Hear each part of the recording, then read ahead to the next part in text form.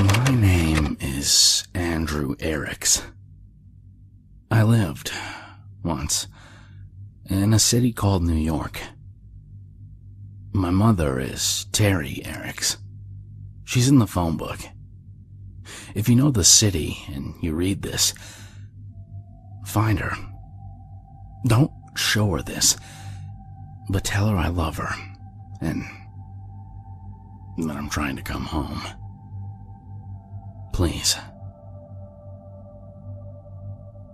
It all started when I decided, around the time I turned 25, that it was time for me to give up taking my backpack into work. It would make me look more mature, I thought, if I weren't lugging around a book bag everywhere like a high school student. Of course, this meant that I had to give up reading in the subway in the mornings and afternoons, since I couldn't quite fit my paperbacks into a pocket. A briefcase would have been out of line, since I was working in a factory and messenger bags always seemed a little, fruity to me. Too purse-like for my liking. I had an MP3 player, which helped pass the time for a while, but when it broke, it would shut down at the end of every song if I didn't skip to the next track manually. I gave that up too. So, every morning, I'd sit in the metro for a half hour that dragged on endlessly with nothing at all to do but watch my fellow passengers. I was slightly shy, so I didn't like to be caught at it, so I'd surreptitiously watch people. Interestingly enough, I quickly learned that I wasn't the only person in the world who was uncomfortable in public. People covered it up in various ways, but I learned to see through them. I divided them up into categories in my head. There were the fidgeters who couldn't get comfortable, constantly moving their hands, shifting their weight, moving their legs closer to the bench, then further. They were the most noticeably nervous types. After them were the fake sleepers who'd take their seat and practically close their eyes in the same second. Most of them weren't really sleeping, though. The real sleepers shifted more, came awake suddenly at stops or after loud noises. The fakes just zoned from the second they sat until the moment the train pulled into their stop. Then, there were the MP3 player addicts, the occasional laptop people, the people who traveled in groups and talked too loudly. The cell phone junkies were either very popular or just completely unable to shut up for more than 2 minutes at a time. Just as people watching was threatening to get unbearably boring, I found my first incongruity. A middle-aged looking man, brown-haired, average size and weight, and dressed casually. Oddly enough, he seemed almost too normal. He had no remarkable features, no mannerisms, as if he were designed to fade into a crowd. It was that which led me to notice him. I was intentionally trying to see how people acted on the subway, and he didn't act at all. Didn't even react either. It was like someone sitting in front of the television, watching a documentary about fish. They aren't excited, aren't engaged, but they aren't looking away either. Present, but not accounted for. He was on the subway in the afternoons. It was more than a month into the people-watching experiment before he caught my eye, because I didn't catch the same subway every day and didn't consciously sit in the same car when I did. I saw him for the first time on a Monday, I believe, and for the second time on the Thursday of the same week. He obviously did catch the same train and sat in the same car. In the same seat, even. OCD much? I thought at the time. Since he caught my attention so much the first time, I watched him even more avidly the next. He was, frankly, downright unsettling. He didn't do anything at all. He sat there, expressionless, head straight, no matter what happened. A woman with a wailing child entered the car and sat right behind him, and still nothing. He didn't so much as turn his head or frown in annoyance. And that kid was fucking loud, too. By the time the subway reached my stop, I found myself queasy, and when I exited the car, my hands were shaking like I was having a nicotine fit. Something about that man was wrong. He was, I thought, some kind of freak. A sociopath, maybe. One of those quiet guys who, it turns out, has a dozen women's heads in his freezer. The first victim, his own mother. I found myself intentionally dawdling after work in the afternoon, stopping to browse in kiosks in the mall near the subway, even when I didn't intend on buying anything. For a couple weeks, I avoided catching that subway. And when I found myself at the stop when it was pulling in, I made sure to choose a train car as far from the one I'd seen him in as possible. Then, one morning, I saw another person who set off the same warning bells in my head. A woman, just as plain looking, just as out of place in hustle and commotion around her. The moment I recognized her, I realized later, was when my obsession began. My people watching, which had began as a bit of a hobby to stave off boredom, became something of a religion to me. I couldn't enter a subway or ride a bus without finding myself examining everyone, filling out a mental checklist in my head.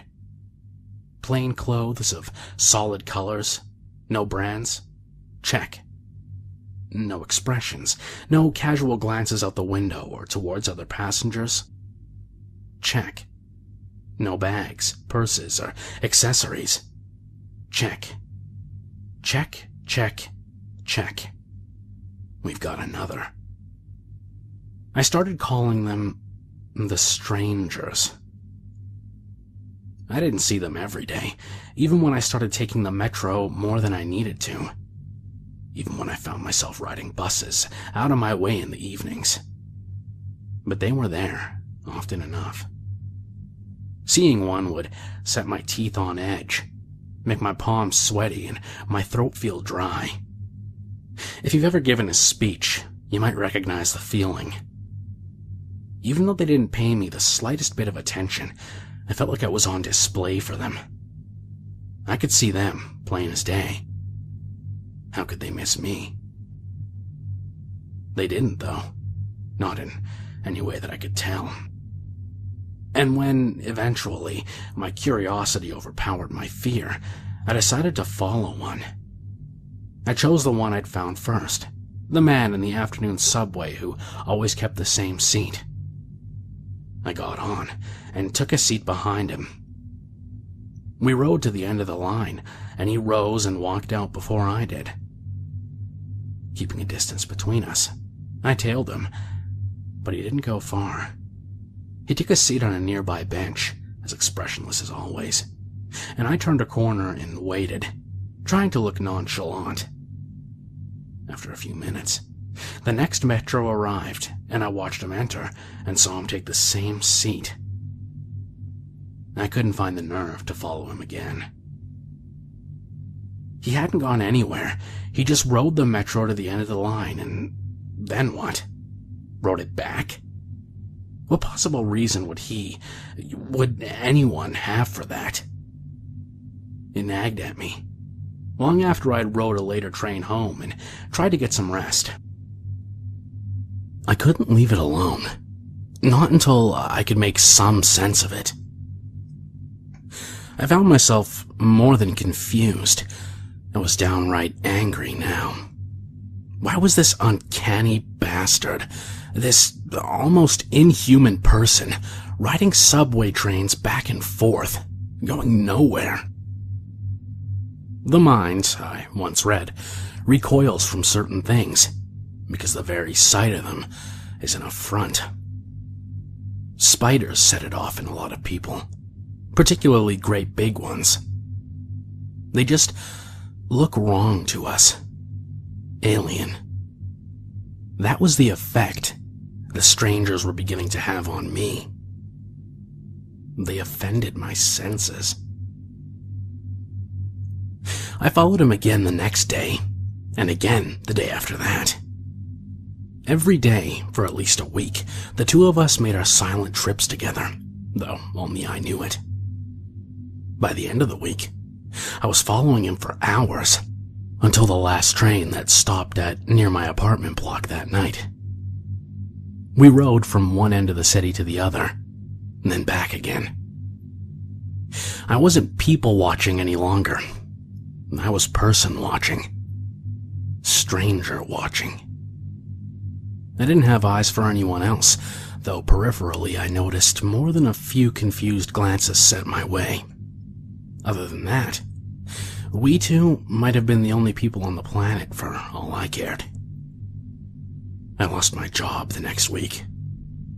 My manager was kind and timid, but firm. I wasn't concentrating. I had no focus. Wasn't being anywhere near productive. It was actually quite a speech, I think, but I could barely hear it. All I could think about was my new work, my vigil. What would that man, that thing on the subway get up to when I wasn't there to keep an eye on him? I left work for the last time at noon that day. Normally I'd have started tailing my subject at 5:30, but I was sure that he'd be waiting for me. I wish now that I'd paid more attention to that day. Was it sunny? It was summer after all. I could have walked around downtown, maybe checked out a few pretty girls. Could have had a nice cappuccino and a smoke at an outdoor cafe, and then got home, put my growing obsession out of my head, found a new job, and taken to reading on trains and buses again. Instead, I waited. More than one train goes up and down the lines, so I sat in the station for at least an hour until I saw him through a window. I walked into the subway car and noticed that for the first time my skin wasn't clammy. My hands weren't shaking. My heart wasn't pounding hard. I sat, for the first time, right across from him, directly in his line of sight. Watched for a change in his face. Would he recognize me? If he did, I saw no sign of it, and I was looking hard. We must have made quite a pair, sitting across from one another that afternoon, staring at and into one another. It was hard not to let the building rage in me contort my face, but with effort, I was able to keep as still and as expressionless as him. Inside, I practically screamed at him. "React to me, you fucking asshole. See me, damn it. I know you for what you are." I didn't, though, and my silent demands weren't answered. Not the first trip around, or the second, or the third, or the 10th. We rode far into the night together, and at each terminus we got out together and waited. I sat right beside him on the bench, watching him from the corner of my eye, and still got nothing from him. But two could play that game as well as one. Finally, we made our last trip together. I had him, and I knew it. Last trip of the night before the train stopped running. I'd always let him get away from me at that point, because the end of the line is a long way from my home, and the buses stopped running at the same time as the subways. But this time, I'd follow him. Finally see what he was when the train stopped running. I'd get some answers, maybe. The subway rolled on, and the anticipation grew in me. The car emptied out around us slowly, until it was just we two silent watchers below the city. I fought to keep a manic grin at bay, and the subway train slowed to a crawl, then stopped. The end of the line. The stranger didn't move, still didn't react at all. The car stood still, doors open. I could dimly hear the last few stragglers making their way out of the station somewhere behind us, footsteps echoing in the silence. Nothing. The speaker system dinged to let anyone half asleep know that we'd reached the terminus. Still, nothing. And finally, I could hear footsteps again. A conductor or something, popping his head into each car to make sure it was empty before taking the train wherever the hell it goes for the night. I didn't take my eyes from my silent query. I managed to see the conductor from the corner of my eye when he finally reached our car. He looked in. His eyes roamed over us, and a puzzled look came over his face. He blinked a few times and paused. I waited for him to speak, and the moment stretched out. But then, with a slight shake of the head, he left us. There was a car ahead of ours, and I heard him stop to check that too, and then a few minutes later, the train started up again. We rode for a time and then looped around and the subway was parked. I could see in the windows of more trains on either side of us, and through their opposing windows into even more. And then he smiled at me. It was just a small curl of the lip that would have gone unnoticed if I hadn't spent the last several hours studying his face. "So," he said in a rough baritone, "here we are." I tried to respond, but couldn't right away. My throat clamped shut. Terror filled me. It felt like the whole underground cavern we were in had just collapsed onto me. I coughed and stammered and finally managed, with a raspy voice, to ask the question that had kept me up at night, drove me halfway to madness, and led me to this place and this moment. "What are you?" He ignored me. He stood, and the train doors opened. Then, shockingly, he turned to face me. "Coming." He didn't wait for an answer, but walked out onto the platform. I scrambled to follow. "Come on, damn it," I shouted. "Talk to me. Who are you? What? Why do you ride the metro all fucking day?" He didn't look back or slow his step. I couldn't see his face, but it's safe to guess that he didn't react at all, no more than he had to anything else. I stalked after him, still shouting for a time, but eventually gave up. 5 words was all I was going to get out of him, I guessed. We walked along the platform until we came to a junction, and then turned. Now, we were perpendicular to the trains around us.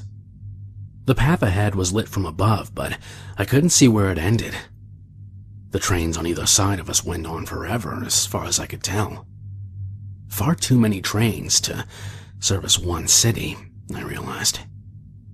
It wouldn't have mattered by then, I figure, but I probably should have paid more attention to that at the time. I'm not sure how long we walked.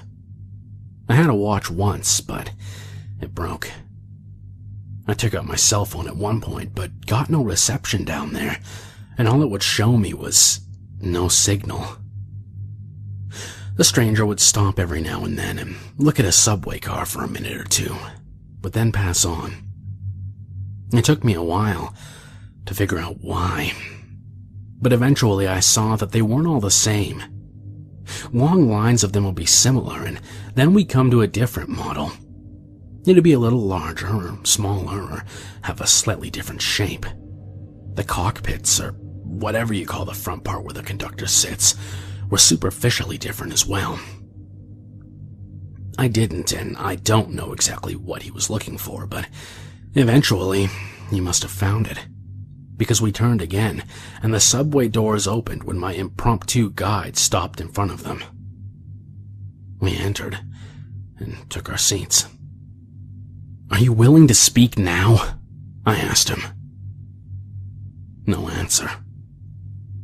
I sighed with frustration and seriously weighed the pros and cons of punching him right in the face for a time. when suddenly the lights in the car came on and I heard the engine starting up. What the fuck? He gave me a look that was almost sad. You're not going to be able to go back. What are you talking about? Go back where? Nothing again. The stonewalling asshole.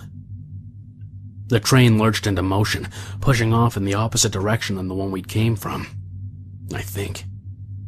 The endless parade of them had thrown off my sense of direction. It rolled for a few minutes, and then began to slow as we approached the stop.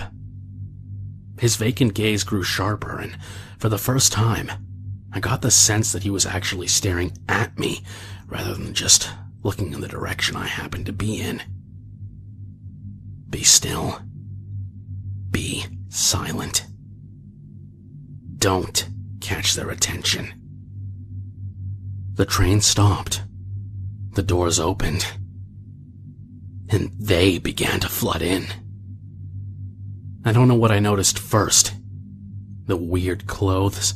The two long arms with hands that almost brushed the floor. The jet black eyes, or angular faces, or the blue-gray hue of their skin.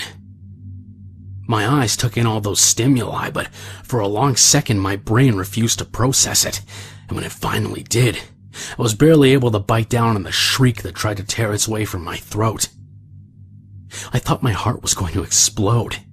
Hell, I thought I was going to explode. I was like a strummed guitar string. Everything in me lurched and throbbed. My sight grew dizzy, which I was thankful for, and I vomited. My mouth was clenched shut, and I forced myself to swallow it, barely managing it.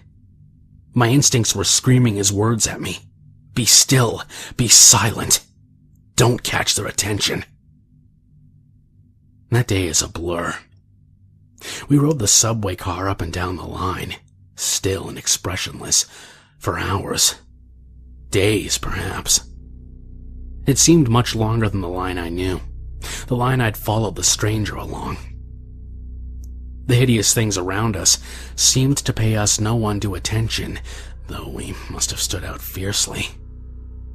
I was so petrified with fear that when we finally returned to the endless cavern of trains, alone, I burst into tears.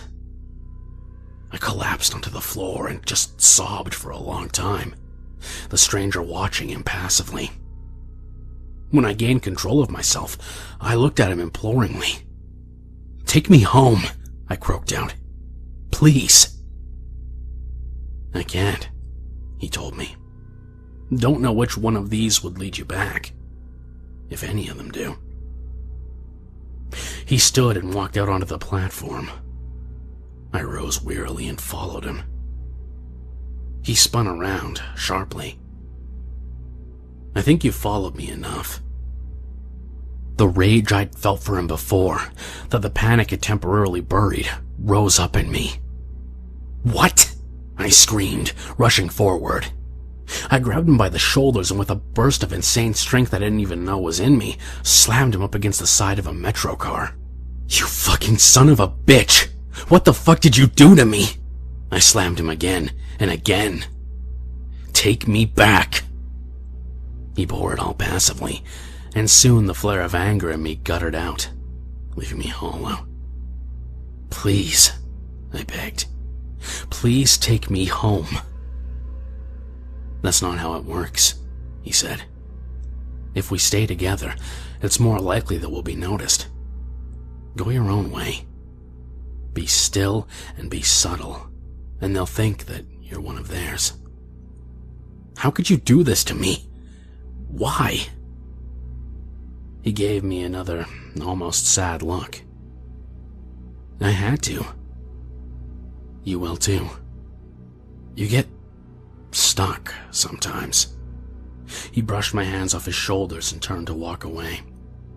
I fell to my knees, suddenly out of strength, and watched him leave. At the junction, he turned back to face me. "I'm sorry." And then he was gone. I stayed there on the cold tiles for a very long time. I curled up into a ball and wept for a while. After there weren't any tears left in me, I even managed to get some sleep.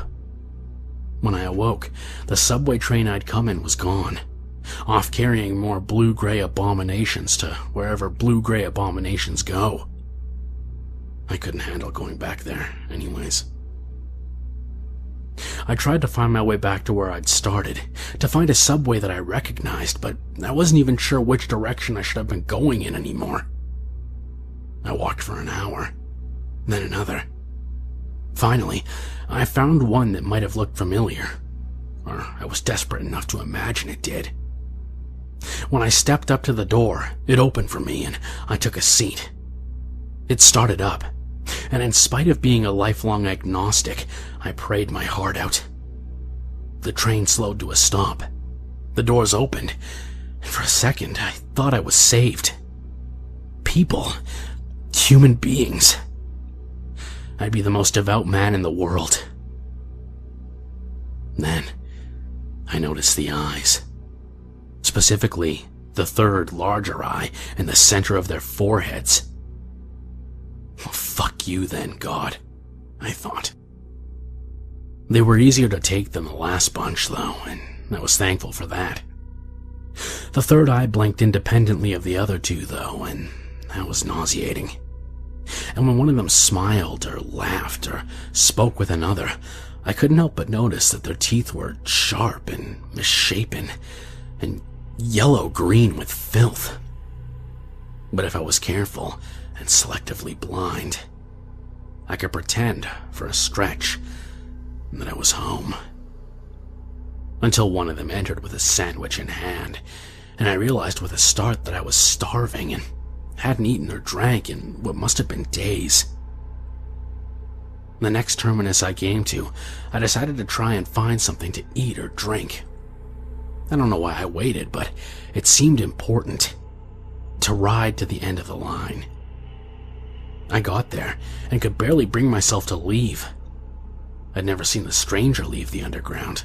I'd never seen him eat or drink either. My stomach wouldn't take no for an answer, though. I steeled myself and tried to keep my face carefully neutral, and made my way out into the station proper. And then, I got confused. I was looking for escalators or stairs or something like that, but all I saw were holes in the ground, the walls, and the ceiling. Gaping, irregularly sized holes, like I was in the middle of a beehive. What was I supposed to do? Leap into one?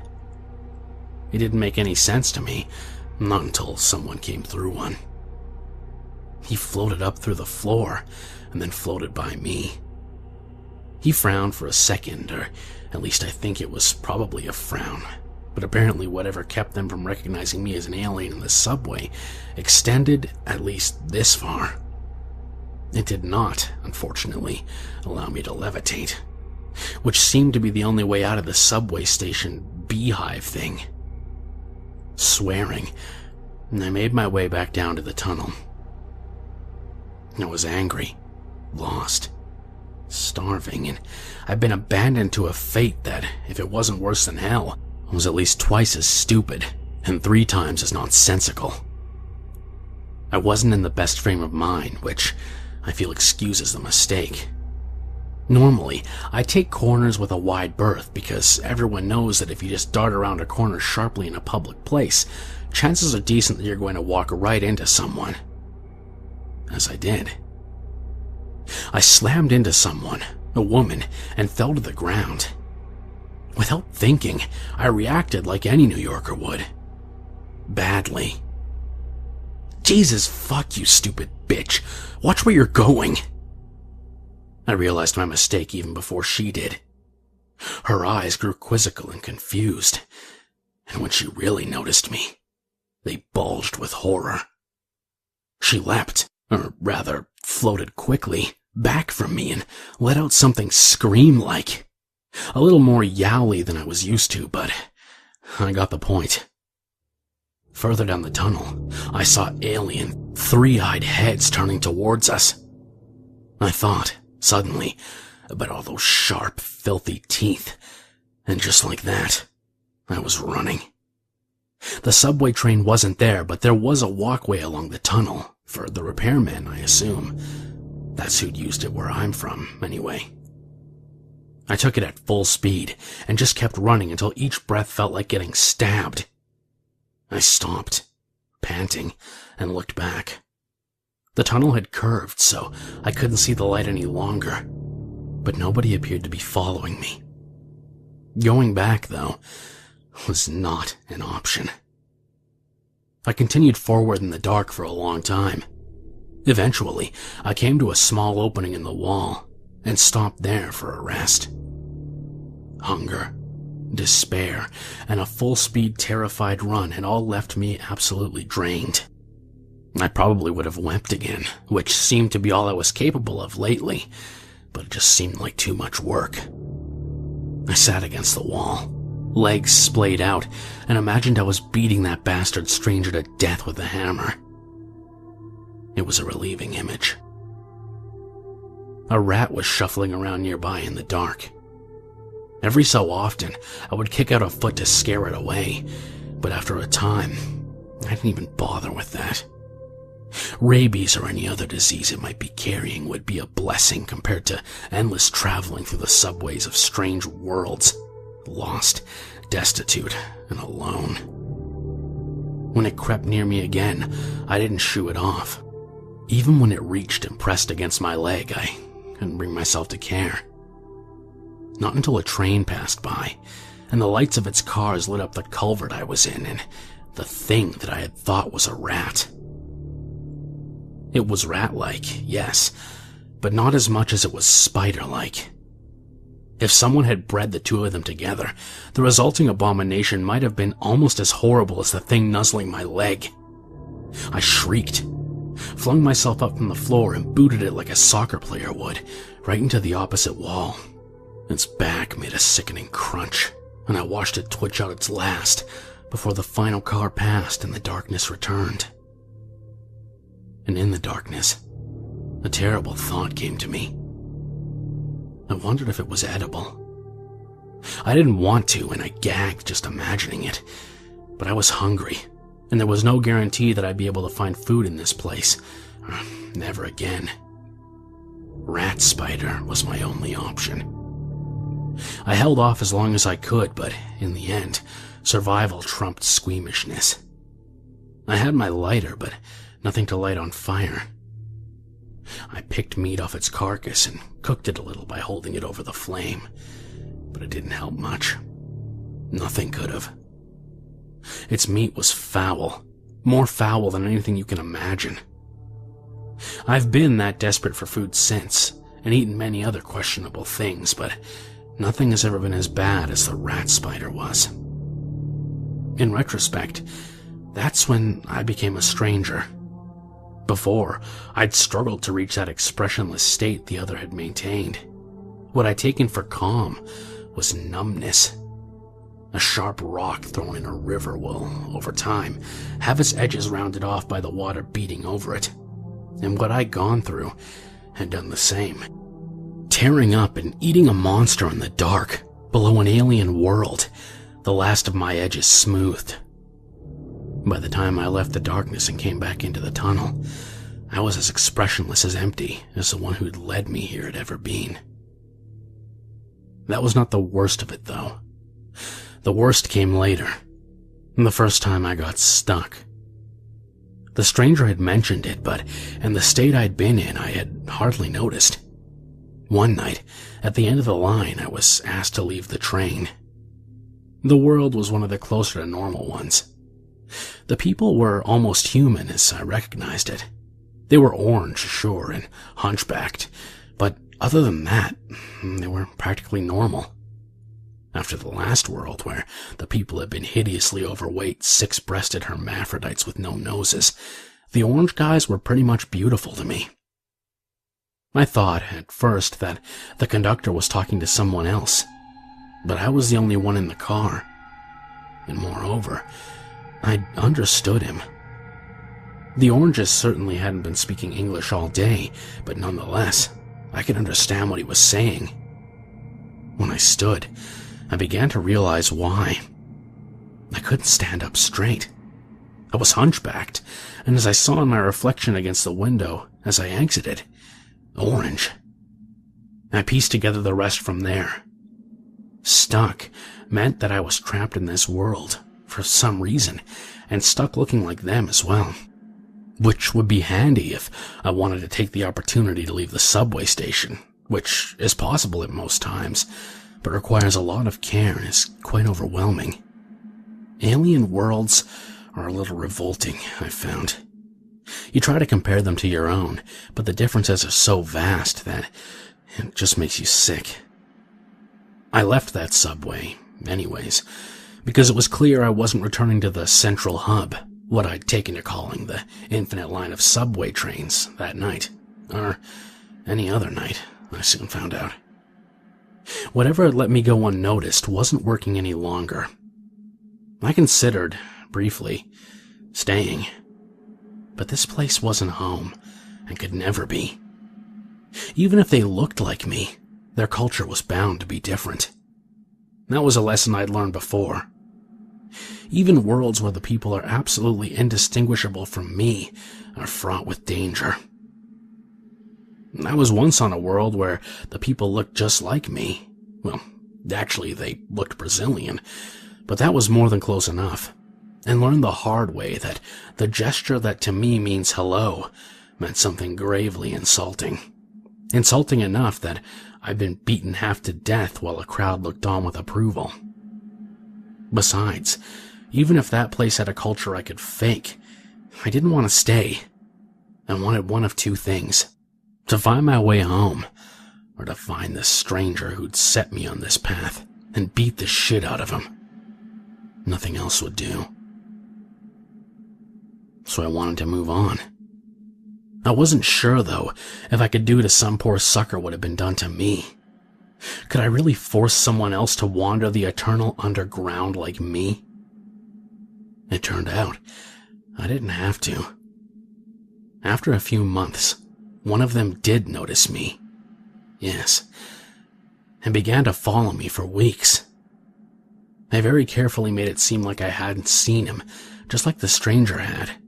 But I was torn between the desire to warn him away and the desire to bring him to the end of the line so I could leave this dismal world already. The last night, he followed me to the end of the line, just as I had once done. He hadn't managed to work up the nerve to sit right across from me, though, and as soon as the train stopped at the terminus, he rushed off. I waited, hoping the conductor wouldn't see me and I could continue on, but to no avail. I left the car, and the metro rushed off without me, and I cursed inside. As I walked around the corner towards the ticket booths, the young man who'd been following me attacked.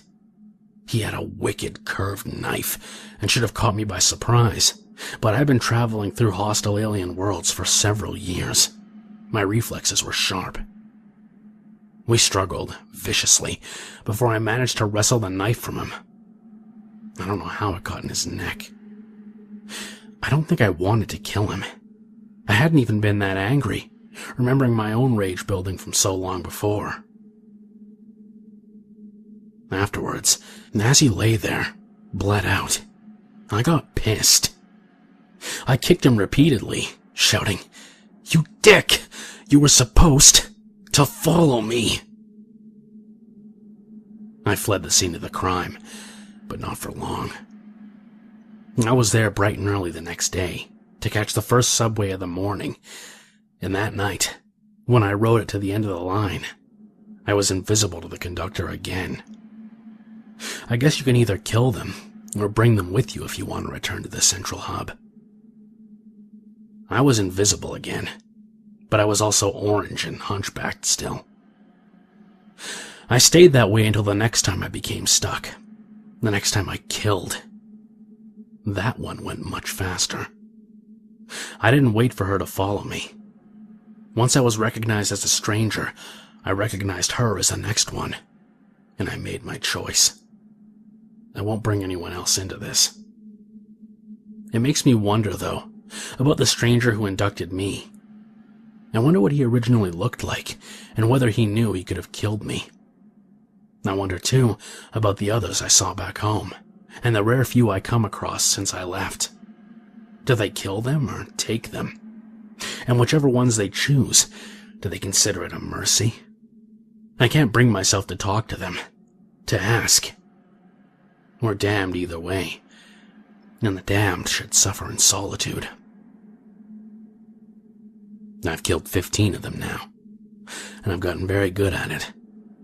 But I've made a decision. I'm done killing. Innocents, at least. But before I returned to the central hub, I filled a backpack with as much paper as I could cram into it, and I wrote this story, over and over again, to be left in as many subway trains as I can. A couple thousand messages in bottles, cast into a sea of steel rails. This is a request, and a warning. My request, above, was that you find my mother and tell her a lie. It's a white lie, don't worry. Tell my mother that I love her, and that I'm trying to come home. It may give her some hope or a small measure of peace. I wish it were true, too. But here's the thing. I've been thinking of myself as like Odysseus, lost and adrift, looking to return to familiar shores. But I'm not lost at sea. I'm lost in endless tunnels. The labyrinth. The difference is important, because labyrinths are designed, built. Somebody, or something, made this impossible place, and they must be held accountable for what they've done to me. They cast me as Theseus, not Odysseus. But I won't play that part any longer, either. The strange rules of this place have turned me from the human I began as, into something else, then something else again. They've made me a monster, and so, I will be the minotaur of this labyrinth. And if I can, I'll tear it down around me, and destroy those who built it. My warning is that you should be very wary, in public places, of silent, expressionless men and women. Keep your distance. They may kill you, and they may do worse. If you see them, run far and fast. And even more importantly, I warn you, I beg you, don't ride the train to the end of the line.